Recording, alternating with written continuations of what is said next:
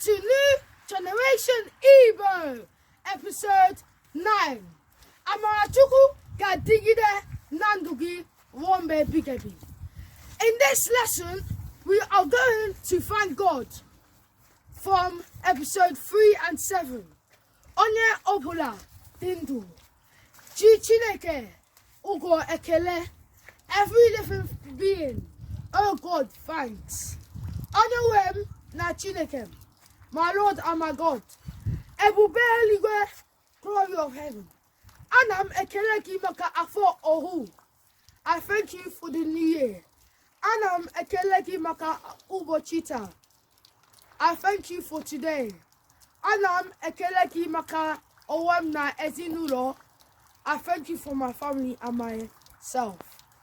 Anam, Ekele maka agbata, obim. I thank you for my neighbours. Ekele, diri, Nso Gi Ebi-gebi. Thanks be your holy name forever.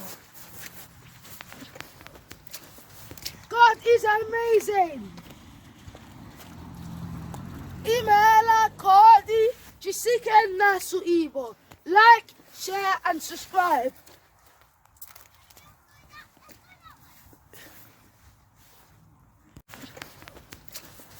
God is amazing. Email Cody Chineke Nasu Igbo. Like, share and subscribe.